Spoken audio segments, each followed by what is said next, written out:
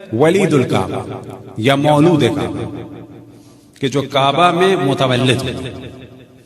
اب اس پہ ایک ظلم تو کیا دشمنوں نے، ایک ظلم اب اپنے لوگ کر رہے ہیں کہ جی ولادت تو ہوتی رہی ہے، جب ولادت نہیں ہوتی تو اس کا مطلب ہے ساری روایات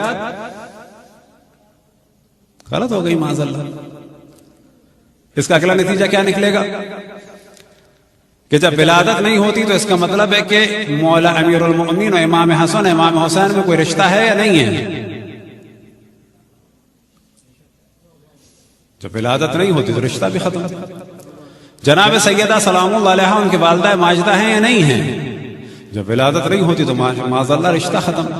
جب ولادت نہیں ہوتی تو نسل رسول اللہ صلی اللہ علیہ وسلم پہ اعتراض ہوگا۔ جب ولادت نہیں ہوتی تو اصلا سیادت کا سلسلہ ختم ہو جائے گا۔ پتہ چلا چند جاہل قسم کے افراد ذاکر خطیب وہ اب معیار قرار دیں گے کہ کیا چیز شان معصوم میں ہے اور نہیں ہے، یہ معیار قرار دیں گے جاہل لوگ۔ وہ اگلا معیار قرار دیں گے ہمیں نہیں اچھا لگتا کہ معصوم کی شادی ہوتی ہے، تو پھر مولا امیر المومنین جناب سیدہ کی اخت کا انکار ہوگا۔ کہاں تک جائیں گے؟ اینڈ کیا ہوگا اس کا؟ تو قطعاً ائمہ علیہم السلام کے ساتھ لفظ ولادت کا استعمال غلط نہیں ہے، اور اگر اس کا انکار کیا جائے گا تو فضیلت مولا امیر المؤمنین کہ جو ایک اہم ترین فضیلت مولود کعبہ ولید کعبہ اس کا انکار ہو جائے گا۔ کیا کریں گے ہم زیارت بارس اور باقی زیارتوں کا؟ اشہد انک کنت نورا فی الاسلاب الشامخہ وارحام المطہرہ، کہ ہم گواہی دیتے ہیں کہ آپ کا نور پاک صلبوں میں تھا اور پاک شکموں میں تھا۔ کیا کریں گے ان زیارتوں کا؟ ان بعض جاہل قسم کے افراد کو دیکھیں یا روایات کو دیکھیں، کیا کریں گے اس آیت کا والسلام علیہ یوم ولدت، کہ جو حضرت عیسیٰ علیہ السلام کا قول ہے اپنے بارے میں کہ سلام و مجھ پہ کہ جس دن میں ولدت، جس دن میں پیدا ہوا۔ اب کہا جائے گا کہ حضرت مریم کی شان نہیں ہے کہ بچہ پیدا ہوا ان سے، حضرت عیسیٰ کی شان نہیں ہے نا پیدا ہوا۔ اب یہ بات ہے کہ وہ پاک و پاکیزہ و طیب و طاہر اور تمام صفات و کمال کے ساتھ پیدا ہوتے ہیں، یہ الگ موضوع ہے۔ پیدا ہوتے ہیں تو علم و شعور کے ساتھ پیدا ہوتے ہیں، پیدا ہوتے ہیں تو خداوند تبارک و تعالیٰ کی وحدانیت کا اقرار کرتے ہیں، خداوند تبارک و تعالیٰ کو سجدہ کرتے ہیں۔ صلوات پڑھیں بر محمد والے۔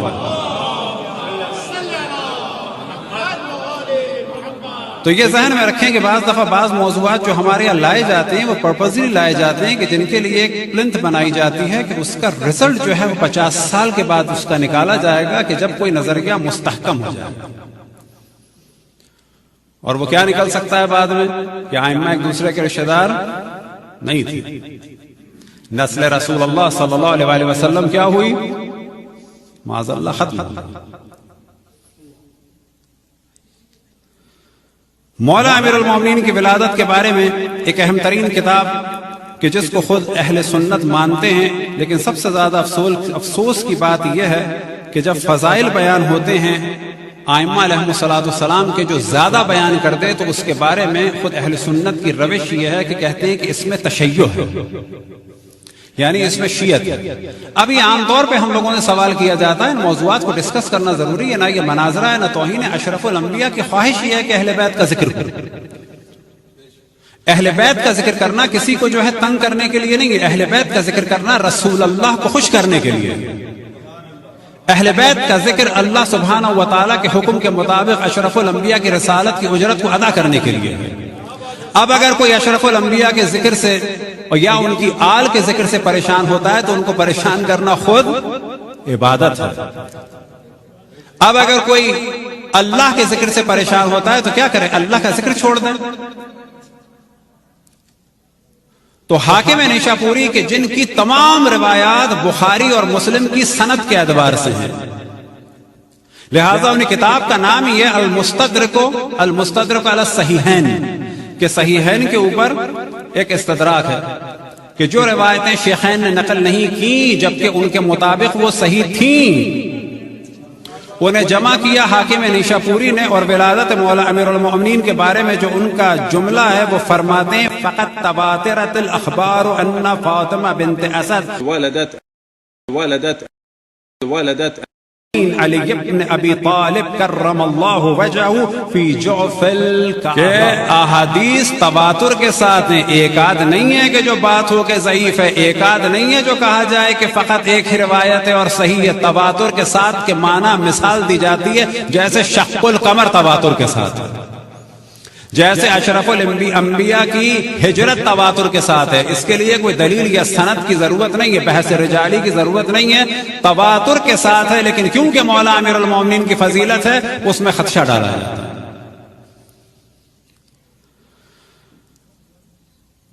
جناب حضرت فاطمہ بنت اسد کے بارے میں جو پورا واقعہ ہے وہ من و ان روایت کی صورت میں بیان کرتے ہیں پہلے، اور جو خود ان کا جملہ ہے اسے پھر اور تاکید کے ساتھ عربی میں بھی بیان کریں گے کہ جناب حضرت فاطمہ بنت اسد کو جب درد محسوس ہوا، وہ فرماتی ہیں کہ میرا یہ بچہ مجھ سے شکم میں بات کرتا ہے۔ یہی فضیلت جناب سیدہ کی تھی کہ وہ اپنی والدہ حضرت خدیجہ کا دل بہلاتی تھی، یہی فضیلت مولا امیر المومنین علیہ الصلوۃ والسلام میں تھی کہ وہ اپنی والدہ ماجدہ حضرت فاطمہ بنت اسد صلوات اللہ وسلام علیہا کا دل بہلاتے تھے، ان سے بات کرتے تھے۔ اور جب انہیں درد محسوس ہوا، البتہ یہ ایک سوال ڈسکس ہوتا ہے کہ جو مولا امیر المومنین کو کہا جاتا ہے اور اب اسے بھی کم کیا جا رہا ہے کرم اللہ وجہہ، تو اس کی وجہ کیا ہے؟ تو اہل سنت میں دو وجوہات بیان ہوئی، جن میں سے ایک وجہ کیا ہے؟ ایک وجہ یہ ہے کہ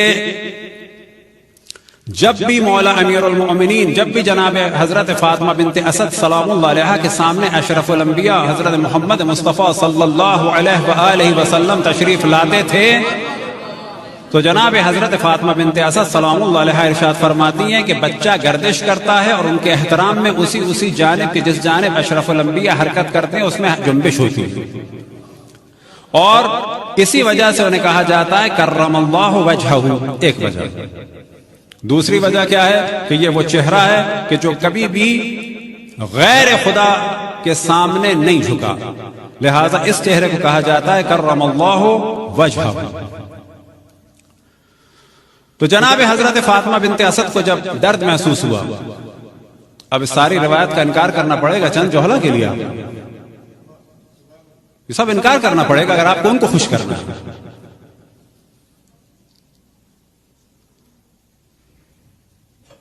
تو وہ اپنے گھر سے نکلی، اب دو چار روایتوں کو ملا کے بیان کرتے ہیں کہ وہ اپنے گھر سے نکلی، خانہ کعبہ کے پاس گئیں۔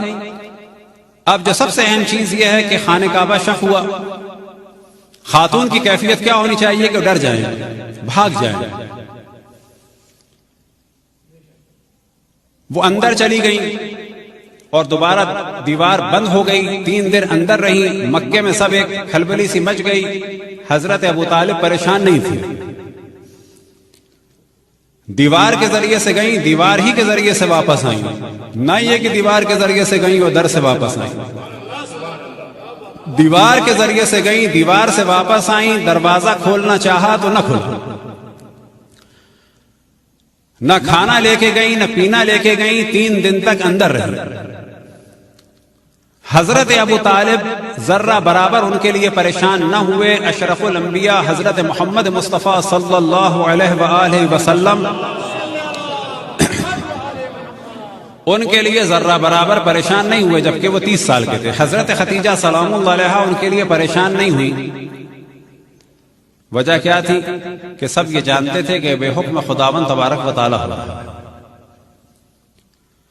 اب جناب حضرت فاطمہ بنت اسد کی جو دعا ہے کہ جب وہ خانہ کعبہ کے پاس پہنچی تو اللہ سبحانہ و تعالیٰ سے راز و ریاض کیے۔ آج یہ ڈسکس کیا جاتا ہے عالم اسلام میں کہ ابو سفیان مسلمان ہے، آج ڈسکس کیا جاتا ہے کہ یزید پہ لعنت نہ بھیجی جائے، بالآخر مسلمان ہے، لیکن ساتھ میں کہا جاتا ہے مختار پہ لعنت بھیجو کیونکہ وہ قاتل ہے۔ ہاں، جس نے نواس رسول کو قتل کیا اس کے بارے میں ڈسکس کرو کہ وہ اگر مسلمان ہے تو لعنت نہیں بھیج سکتے، لیکن جس نے خود قاتلان خاندان نبوت کو قتل کیا اس پہ لعنت بھیجو۔ یہ کیا چیز ہے؟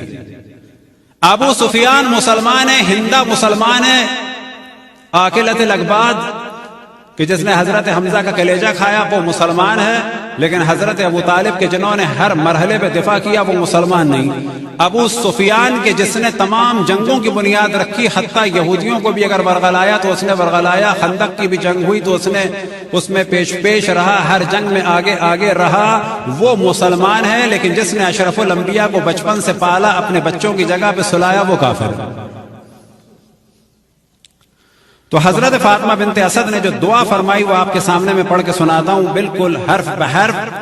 کیا فرماتی ہیں اللہ سبحانہ وتعالیٰ کی بارگاہ اقدس میں، رب انی مؤمنۃ بک، یا اللہ میں مؤمنہ ہوں تیری، یعنی تجھ پہ ایمان رکھتی ہوں، وَبِمَا جَاءَ مِنْ عِنْدِكَ مِنْ رُسُلٍ وَكُتُبٍ، اور میں ایمان رکھتی ہوں جو کچھ تیری جانب سے آیا ہے، چاہے وہ کتابیں ہوں چاہے وہ رسول ہوں، وَإِنِّي مُصَدِّقَةٌ بِكَلَامِ جَدِّي ابراہیم الخلیل، اور میں تصدیق کرتی ہوں اپنے جد ابراہیم خلیل کے کلام کی۔ وجہ یہ تھی کہ یہ سب کے سب جو ہے وہ دین حنیف پر تھے، شریعت حضرت ابراہیم پر تھے۔ بعض دفعہ ہمارے بعض مومنین بھی عجیب محسوس کرتے ہیں جب کہا جاتا ہے مولا امیر المومنین ایمان لائے، حضرت خدیجہ ایمان لائیں، ہاں وہ ایمان لائے، لیکن اس کے معنی یہ نہیں ہے کہ پہلے وہ کافر تھے۔ ان کے ایمان لانے کے معنی یہ ہے کہ پہلے وہ شریعت حضرت ابراہیم پر تھے، دین حنیف پر تھے، اس دن تک جو حکم تھا اللہ کا اس پر عمل کر رہے تھے۔ جس وقت حکم ہوا اشرف الانبیاء کی اعلان نبوت کا، وداؤٹ فریکشن آف سیکنڈ، ایک گیپ کے، انہوں نے فوراً کہا کہ ہم آپ کو رسول مانتے ہیں۔ اور یہ جب انہوں نے کہا کہ ہاں ہم آپ کو رسول مانتے ہیں، اس مرحلے کو کہا جاتا ہے کہ وہ فوراً ایمان لے آئے، نہ یہ کہ وہ معاذ اللہ پہلے کافر تھے، پہلے وہ دین حنیف پہ تھے۔ تو فرماتی ہیں انی مصدقۃ، میں تصدیق بھی کرتی ہوں، ایمان تو تھا کس پر؟ بے کلام جدی، جو میرے جد حضرت ابراہیم خلیل کے اقوال ہیں، قول ہیں، تعلیمات ہیں، ان سب کی تصدیق کرتی ہوں۔ وَإِنَّهُ بَنَى الْبَيْتَ الْعَتِيقَ، اور بتحقیق شان یہ حقیقت یہ ہے کہ انہوں نے ہی اس خانہ کعبہ کو بنایا ہے۔ فَبِحَقِّ الَّذِي بَنَى هَذَا الْبَيْتَ، اور یا اللہ تجھے واسطہ ہے اس کا کہ جس نے اس تیرے گھر کو بنایا۔ وَبِحَقِّ مَوْلُودِ الَّذِي، اب اس روایت کو کہا جائے گا کہ یہ کون ہے؟ معاذ اللہ حضرت فاطمہ بنت اسد ہو جائیں گی کیا؟ مقصر، ایک جاہل کہ جس کو کچھ نہیں پتا طہارت نجاست، وہ ہو جائے گا کیا؟ مولائی۔ اگر بریک نہیں لگایا گیا تو یہ ہوگا۔ ہم کبھی بھی خوف نہیں کرتے، جو کہنا ہوتا ہے، جو ضروری سمجھتے ہیں، امام زمان علیہ السلام کی بارگاہ اقدس میں وہ کہہ ڈالتے ہیں۔ تو کیا فرماتی ہیں؟ بحق مولود الذی فی بطنی، یا اللہ تجھے واسطہ ہے اس مولود کا جو میرے پیٹ میں ہے۔ لما یسرت علی ولادتی، میری اس ولادت کو آسان کر دے، مولود اور ولادت، مولود ولادت۔ حضرت فاطمہ بنت اسد کے یہ جملے توہین ہیں ائمہ کے لیے، توہین ہیں، وہ وہابی ہیں، مقصر ہیں، کیا ہیں بالآخر؟ صلوات پڑھیں پر محمد والے۔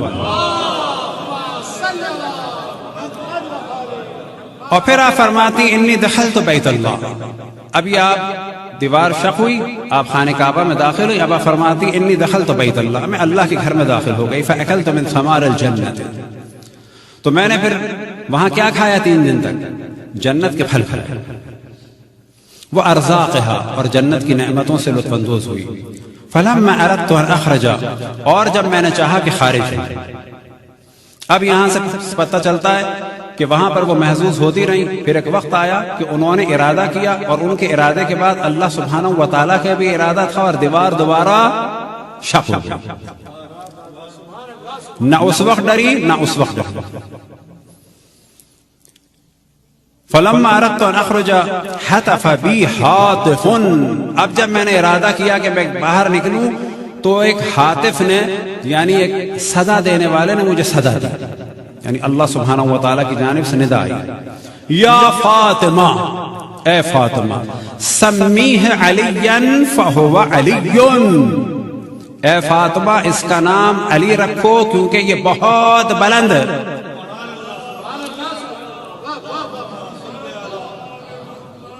واللہ العلی الاعلی یقول. اب یہ ندا دینے والے ممکن ہے کہ جناب جبرائیل ہوں یا کوئی اور ہوں. واللہ العلی الاعلی یقول، اللہ کے جو علی الاعلی ہے وہ فرماتا ہے انی شققت اسمہ من اسمی، کہ میں نے علی کے نام کو مشتق کیا ہے اپنے نام سے. وَأَدَّبْتُهُ بِأَدَبِي، اور اس کی تربیت کی ہے خود اپنی جانب سے. وَأَوْقَفْتُهُ عَلَى غَامِضِ عِلْمِي، اور میں نے اسے علم دیا ہے اپنی گہرائیوں کا جو علم ہے اسے دیا ہے. وَهُوَ الَّذِي يَكْسُرُ الْأَصْنَامَ فِي بَيْتِي، اور یہ وہ ہے کہ جو بتوں کو توڑے گا میرے گھر میں. وَهُوَ الَّذِي يُؤْذِنُ فَوْقَ ظَهْرِ بَيْتِي، اور یہ وہ ہے کہ جو يُؤَذِّنُ فَوْقَ ظَهْرِ بَيْتِي، اور یہ وہ ہے کہ جو میرے گھر کی چھت پہ چڑھ کے اذان دے گا. وَيُقَدِّسُنِي، اور جو میری تقدیس کرے گا. وَيُمَجِّدُنِي، اور جو میری تمجید کرے گا. فَطُوبَى لِمَنْ أَحَبَّهُ، پس مبارک ہو اسے کہ جو اس سے محبت کرے.